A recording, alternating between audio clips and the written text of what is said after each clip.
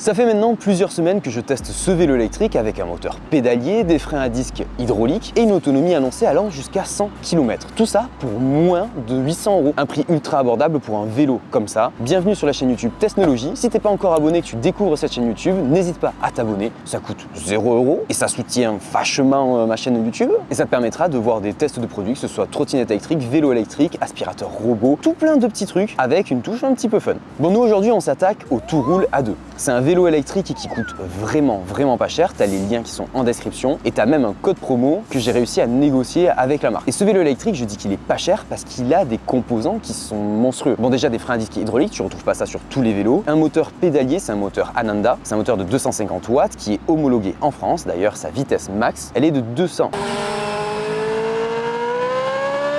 N'importe quoi, de 200.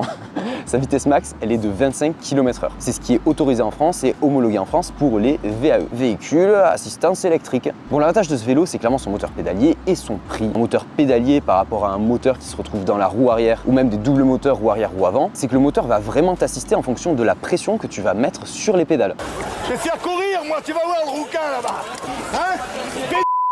Et ça va t'aider à aller à une vitesse raisonnable, jusqu'à 25 km/h, contrairement à des moteurs qui sont dans la roue. Les moteurs dans la roue, ça va te faire accélérer tout bêtement, juste en pédalant dans le vide, alors que là, clairement, tu vas devoir pédaler quand même un petit peu, exercer une légère force et avoir du coup une assistance dans le pédalier directement. Je trouve clairement mieux des vélos comme ça que des vélos avec un moteur dans la roue. Ce vélo, malgré qu'il ait un moteur de 250 watts, il a un couple de 70 Nm, ce qui est vraiment très bien, ce qui va t'aider sur beaucoup de montées. On va le voir tout le long de cette vidéo quand j'irai faire un test sur piste cyclable à plat, mais également en montée. L'autonomie théorique, je te l'ai donnée, c'est 100 km. Ça aussi, on va venir la tester sur route plate, mais également en montée et en descente. Et son autonomie dépend forcément de la batterie que tu as dessus. Alors, c'est une batterie qui est amovible, mais qui fait 36 volts, 13 ampères-heure. Et elle est rechargeable en entier entre 6 et 7 heures. Le fait qu'elle soit amovible, cette batterie, c'est hyper bien. Si jamais tu veux laisser ton vélo dans un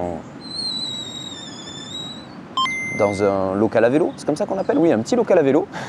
Mais tu peux enlever la batterie, la faire recharger chez toi, mais tu as également une clé qui te permet de verrouiller la batterie si jamais tu laisses ton vélo à l'extérieur. Avec bien sûr un cadenas, je te conseille vraiment de sécuriser ce vélo parce qu'il est quand même stylé. Et ça serait dommage de se le faire voler. Ce vélo, il conviendra à beaucoup de personnes qui sont en ville, mais également à la campagne. Il y a des pneus de 27,5 pouces qui sont crantés type VTT et qui vont te servir pour faire un petit peu de tout terrain, de hors-piste. D'ailleurs, juste ici devant, tu as des fourches avec justement des suspensions et un débattement de 8 cm. Ça absorbera quand même pas mal de chocs. Les freins, je t'en ai parlé, c'est des freins à disque hydrauliques. Les disques, ils font 160 mm de diamètre, ce qui va te permettre d'avoir un bon freinage cumulé à la pression hydraulique. Au total, ce vélo avec la batterie, il fait 28 kg. T'enlèves la batterie elle fait 3,5 à peu près. Calcul au mental, ça fait 24,5 kg. C'est pas l'un des vélos électriques les plus lourds que j'ai pu voir et en plus, vu que le moteur est au centre, le poids, il est à peu près équilibré. Il a une longueur de 1,87 m, donc quasiment 1,90 m et une hauteur de 1,09 m. D'ailleurs, en parlant de hauteur, t'as la selle qui est réglable et du coup, ce vélo, il est adaptable aux personnes qui font 1,60 m jusqu'à 1,95 m. Donc il est quand même adapté à une grande partie de la population et il peut supporter un poids jusqu'à 120 kg. Tu peux le voir, un truc que j'aime bien et qui montre un petit peu de la qualité, les garde-boue qui sont pas en plastique, tout dégueulasse chinois, ils sont en métal. Donc oui, ça fait un petit peu plus de bruit quand tu roules sur des cailloux, mais je préfère largement ça à des petits morceaux de plastique qui se baladent dans tous les sens. L'un des trucs les plus importants, c'est le nombre de vitesses qu'il a. Il a 7 vitesses avec un dérailleur Shimano que tu vas pouvoir venir changer directement sur le guidon. Guidon qui est en forme de petite moustache qui va te permettre d'avoir un confort de route et une bonne stabilité une fois les mains posées sur le guidon. Je crois qu'on a fait un petit peu le tour. Si j'ai oublié des choses, je te le dirai en test. On va partir pour rouler un petit peu avec ce vélo électrique. Alors sur le compteur on retrouve plein de trucs et notamment en premier, hop là le petit plastique, regarde-moi ce plastique, oh là là tellement satisfaisant. Bon évidemment tu as la vitesse à laquelle tu vas en km/h, tu as le nombre de kilomètres que tu as fait depuis son allumage, donc là 0, tu as le pourcentage de sa batterie qui est juste au-dessus, 100%, et tu as le niveau d'assistance auquel il va. Donc là c'est sur 0. Pour augmenter ce niveau d'assistance, il faut appuyer sur plus une fois, tu montes à l'assistance 1 qui va t'assister jusqu'à 12 km/h, l'assistance 2 va t'assister jusqu'à 15 km/h, l'assistance 3 jusqu'à 18, l'assistance 4 jusqu'à 21 et l'assistance 5 jusqu'à 25 km/h. Pour descendre, c'est la même finition, tu appuies sur moins pour pouvoir descendre jusqu'à ton niveau d'assistance voulu.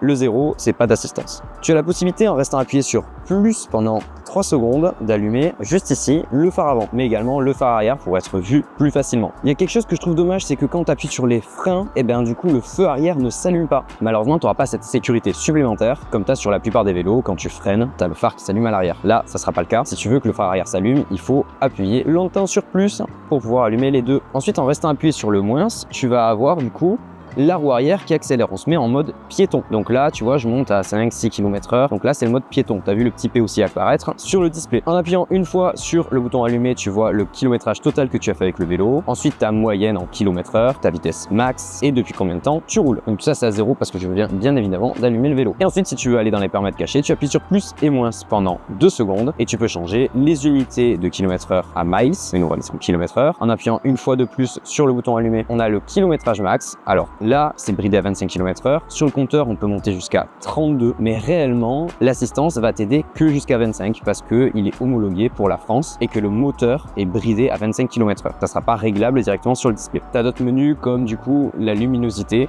que tu peux baisser à 1 ou augmenter jusqu'à 5 pour que ce soit plus lumineux. Et voilà, pour sortir du menu, tu restes appuyé sur plus et moins pendant 2 secondes et tu sors du menu. Bon, clairement, sur piste cyclable, ce vélo électrique, il est génial. Ultra confort, t'es hyper à l'aise, t'as une tenue qui est droite, je tiens le guidon correctement, t'es pas penché en avant, tu vas pas avoir mal ni aux poignets ni aux épaules. Et c'est ça qui va être pas mal avec la forme du guidon. Bon, alors là, du coup, je te parle, mais on est déjà à quasiment 25 km/h. J'ai senti aucune friction depuis tout le temps où je le teste, que ce soit dans les roues avant, dans les roues arrière, et même en termes de freinage. Ça freine très très bien. Donc là, je vais te montrer un petit peu comment fonctionne l'assistance électrique. Là, tu vois, j'ai pas d'assistance électrique. Je suis en vitesse numéro 5. Et si jamais j'appuie sur le petit bouton plus, je mets une première assistance qui va venir m'aider. Donc ça va être en fonction de comment j'appuie sur les pédales. Là, en vitesse numéro 5, c'est très très léger, comme on est sur du plat. Je vais pouvoir monter les vitesses, 6, voire 7, et monter déjà, tu vois, à quasiment 20 km/h. On est à 19. L'assistance 1 suffit dans 90% des utilisations sur route plate et piste cyclable. Là où il va falloir utiliser les autres assistances, ça sera en montée. Ou alors si tu vas aller un petit peu plus vite. Merci. Tu l'as vu, il n'y a pas de klaxon électronique, c'est très bien. Ce qui te permettra, quand tu auras plus de batterie, quand même utiliser la petite sonnette. Je trouve toujours mieux d'avoir ça sur un vélo ou une trottinette électrique qu'un klaxon unique qui soit électronique, qui fasse un vieux poète-poète qui fonctionne pas bien ou on n'entend pas forcément bien. Là, c'est la vraie sonnette, elle est bien placée juste à côté des vitesses. Quand je passe en assistance numéro 2, si j'appuie un petit peu plus sur les pédales, tu vois, je force presque pas, on est sur du plat et on monte à 20 km/h. Hop là, je vais monter en assistance 3, 4, voire 5. Voilà, assistance 5. Je sens que je suis poussé par le vélo, mais si j'arrête de pédaler, le vélo va pas continuer à avancer, contrairement à des moteurs dans la roue. Là, c'est en fonction de la puissance que je mets sur le vélo. Plus j'appuie, plus l'assistance t'aide. Alors là, évidemment, elle ne met plus au-dessus de 25 km/h. On est à 27. Et en termes de tenue de route, ce vélo est impeccable. Sur piste cyclable, c'est clairement un régal. Donc, j'ai descendu mon niveau d'assistance à 1 pour pouvoir te parler un petit peu plus tranquillement. Je voulais te parler de la stabilité du vélo. Alors, tant que tu as les mains sur le guidon, il n'y a aucun problème. Tu peux libérer une main sans souci, la deuxième main sans problème, mais dès que tu veux lâcher les deux mains, là on glisse un petit peu. Et ça, le fait qu'on glisse, c'est dû à la selle. Je te conseille clairement de la changer si tu achètes ce vélo. La selle, elle est assez confort pour des petits trajets. Si jamais tu veux garder les deux mains sur le vélo, elle est très bien. Mais dès que tu veux être un petit peu plus droit ou lâcher le guidon, ça part. Parce que tu sais que quand tu lâches les mains sur un vélo, il y a beaucoup de mouvements qui se font grâce au bassin. Et si t'es pas à l'aise et confort sur la selle, t'arriveras pas à lâcher les mains correctement. Tu vois, là j'arrive à lâcher un petit peu, mais sans plus. Contrairement à d'autres vélos électriques que j'ai pu tester sur ma chaîne, d'ailleurs je te mets quelques liens dans les fiches, sur lesquels je suis bien plus à l'aise. Donc ça, c'est une histoire de selle. Mais clairement, en termes de maniabilité, on est très bien. Pareil, je te conseille comme toujours de mettre des gants et un casque quand tu fais du vélo ou de la trottinette ou n'importe quel moyen de transport où t'as pas de protection directe. Protège-toi, si tu tombes, c'est toujours mieux. Là, on va tester une pente qui est très énervée et on va se mettre en assistance numéro 5 parce que sinon, le vélo nous aidera pas beaucoup. Donc l'idée, c'est de monter à 25 km/h dans le début de la pente. Là, on y est quasiment. Là, on est dans le début de la pente. Donc on a 25 km/h et ça monte et ça descend très facilement. Il va falloir que je descende les vitesses pour aider le vélo. Voilà, petit à petit, on est en 4, 3. Mais malgré le moteur de 250 watts, les 70 Nm, donc du coup le couple qu'a le moteur, il est très bon. Donc là, je suis obligé de descendre en assistance 1 parce que la côte est vraiment très énervée, mais je force pas forcément. Pour info, assistance 5, vitesse numéro 1, et on est à peu près à 10 km/h. Donc là, j'appuie, mais sans trop forcer. Si jamais j'enlève l'assistance, je suis cramé quoi. Là, je suis pas bien. Je vais réussir à la monter en entier. Attends, juste pour voir comment mettre le vélo, je vais descendre en assistance 0. J'arrive pas à pédaler. Attends, l'assistance revient.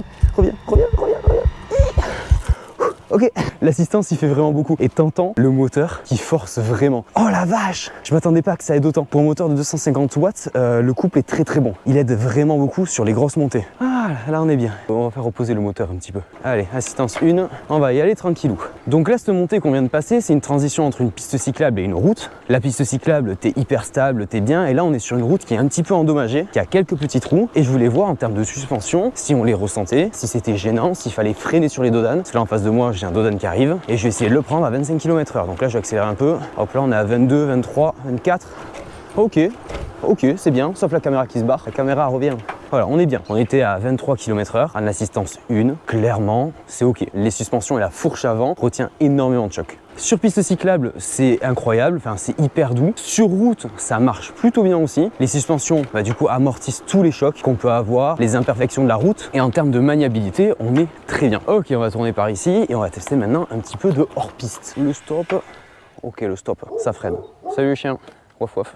Allez. Ok, on reprend très vite, 25 km/h en assistance 5. Hein. Tu mets 3 coups de pédale, en moins de 10 secondes, tu es à 25 km/h. Là, on est sur une grande descente, les freins, ils tiennent bien, ça freine correctement, on prend pas trop de vitesse, on glisse pas, on dérape pas. C'est plutôt cool. Malgré toutes les secousses, ce vélo, il est très bien. Hop là, wouh. Allez, freinons, nickel. Bon alors du coup, il a plu hier, je sens que je vais pourrir le vélo. On va faire un petit peu de hors-piste. Et on va voir qu'est-ce qu'il y a par ici. Donc là, hop là, on est clairement sur un endroit où il y a plein de cailloux dans tous les sens. Et c'est ce que je te disais au début de la vidéo. Tu entends un petit peu les garde-boue, parce que les garde-boue ils sont en métal. Moi je trouve ça super bien pour un vélo qui a une utilité de piste cyclable ou de route, mais pour des chemins de cailloux et de terre, c'est un peu moins confort parce que tu vas entendre rebondir les cailloux sur les garde-boue en métal. Après là tu vois, je suis à 15 km/h, j'accélère un petit peu, je sens des secousses forcément parce qu'il y a des cailloux partout dans tous les sens. On est monté à 23, 24, mais clairement, allez, une petite bosse, ça va être sympa. Olé, nickel, le petit trou qui est passé nickel. À la flaque d'eau, on va éviter, hein, franchement, pas fou. Et en termes de garde-boue, tu vois, j'ai pas de la boue partout. Donc c'est cool, alors qu'on passe dans un endroit quand même boueux. Et qu'avec des petits garde-boue chinois, eh ben, j'aurai de la boue déjà partout plein les pieds. Ouh là là, je vais attaquer le bon hors-piste. On va voir si les pneus, hop là, tout terrain, glissent ou pas. Oh, nickel. Ça glisse pas trop, ça c'est cool. Parce que là, clairement, j'attaque la boue. Oh, regarde-moi ces flaques qui... Oh, je vais devoir passer dans une. Je vais passer sur le bord de Seine là, voyons voir. Il faut pas que je mouille les pieds. En même temps, c'est un bon test pour savoir s'il y a de l'eau qui éclabousse partout sur les pieds ou pas. Pour l'instant, non. Après, je vais à basse allure. T'amuses pas à aller à 300 à l'heure dans les flaques, hein. C'est pas une bonne idée. Et dans la boue, comme je le fais là de suite, tu vois, je suis à 11 km/h, 12 km/h. Fais pareil, pas trop vite, 25 km/h dans les flaques, comme ça, c'est sûr que ça va t'éclabousser. D'ailleurs, en parlant d'éclaboussure, ce vélo, il est IPX4. Ça veut dire quoi? Ça veut dire qu'il est résistant aux éclaboussures, donc les flaques d'eau, mais également un petit peu de pluie. Alors attention à pas le laisser toute la nuit sous l'eau, sous la pluie battante. Il n'est pas fait pour. S'il pleut un petit peu, tu peux l'utiliser. Oula, le trou. Oula, c'est bon, je me suis saillé les pieds, impeccable. Bah, du coup, s'il pleut trop, évidemment, la batterie sous l'eau, c'est pas une bonne idée. Ça va exploser. Bon, là, clairement, je suis dans la boue. Et alors, la bonne nouvelle là-dedans, en dehors que je me fasse éclabousser, c'est que j'ai pas glissé une seule fois. Et ça, c'est dû à ces pneus de 26,5 pouces qui sont un petit peu VTT avec des crampons. Et là, je passe dans la flaque d'eau encore une fois. Et donc, du coup, ça va te permettre de ne pas glisser avec ce vélo. Alors, sur route, ça tient très bien la route. En hors-piste, du coup, même dans la boue, eh ben, j'ai pas glissé ni devant ni derrière. Et ça, c'est très agréable. Donc, beaucoup de points bonus sur ce vélo électrique qui a un tarif qui bat toute concurrence, clairement. Moins 800 € avec le code promo que tu as en description. Clairement, c'est ouf. Oh là, attends, mais c'est quoi cette flaque? Ah non, mais jamais je passe là. Oh, attends. Oh là là, les problèmes. Oh là là, oh là là. Heureusement qu'il y a un petit passage sur le côté, par contre, faut pas que je tombe. Hein. Oh, cette flaque de malade. Oh non, il y en a une deuxième. Ah là, j'ai pas de passage. Ok, bon, ben, va falloir y aller. Oh, quel idiot d'être passé par là. Bon, là, je sens que le vélo il s'enfonce. Oh là là là là là là là là. La boue, c'était une mauvaise idée. Mais au moins, tu sais qu'il résiste à tout.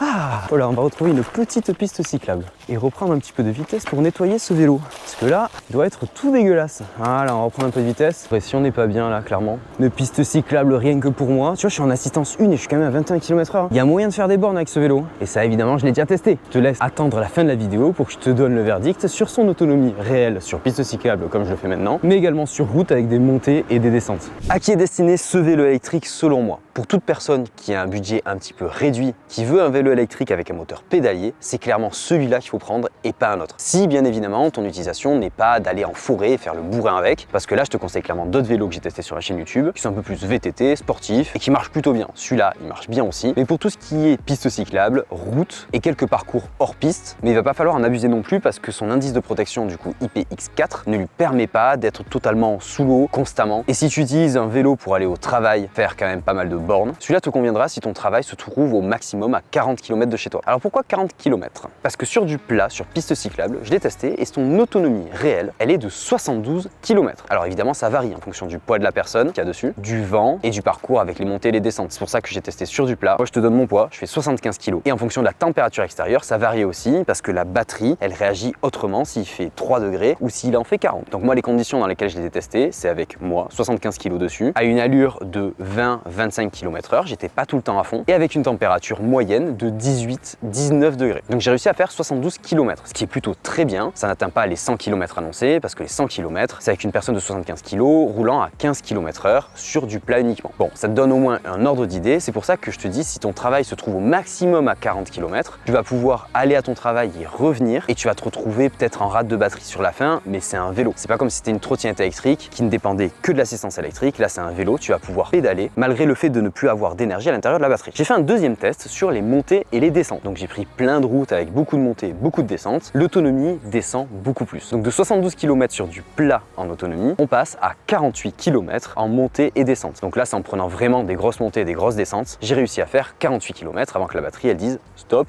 C'est fini, il n'y a plus rien. Ce qui, je trouve, sont des bonnes autonomies en vue du prix du vélo. Je te le dis encore une fois, moins de 800 € avec les liens que tu as en description et le code promo que je te laisse également en description, c'est pas grand chose pour un vélo électrique comme ça. Moteur pédalier, frein à disque hydraulique et une autonomie plutôt correcte comme je te l'ai annoncé. Les finitions en aluminium sont bonnes, les garde-boue en alu également. Le petit porte-bagages qui peut se porter jusqu'à 25 kg à l'arrière, il est très bien aussi avec la petite tapette à souris. Et le fait qu'il ait un dérailleur Shimano 7 vitesses, ça suffit largement avec le moteur qu'il a dessus. Pas besoin d'avoir de plateau en plus, c'est très bien comme ça. Et de toute façon, ça coûterait forcément plus cher si jamais on lui rajoute des accessoires. L'un des défauts pour moi de ce vélo, et je le mets vraiment en défaut, c'est la selle. La selle, elle est pas ouf, elle fait mal au cul. Au bout des 72 km, j'avais mal aux fesses. Et même sur le test de montée-descente, j'avais mal au cul. Je te conseille clairement de la changer, c'est pas compliqué, c'est une selle universelle, tu la retires, t'en mets une autre. Un autre de ces inconvénients, c'est sur le freinage. Quand tu freines, il n'y a pas la petite LED à l'arrière qui s'allume. Et c'est dommage. On aurait bien aimé avoir la petite LED arrière qui s'allume, mais elle ne viendra s'allumer que quand tu allumes les phares avant, et donc du coup le phare arrière qui s'allume automatiquement. Donc ça, je trouve, c'est les deux gros inconvénients de ce vélo, mais tout le reste, c'est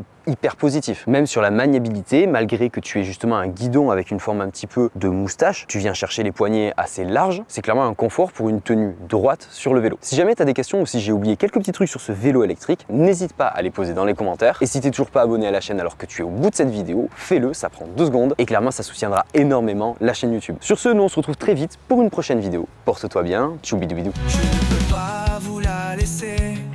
La vraie chanson est soumise au droit d'auteur, mais allez l'écouter, elle est vraiment top. Et bonjour, j'ai la moustache. Oh, les vieux qui marchent derrière, vraiment hyper à l'aise. Allez, je suis prêt pour la Paris Games Week.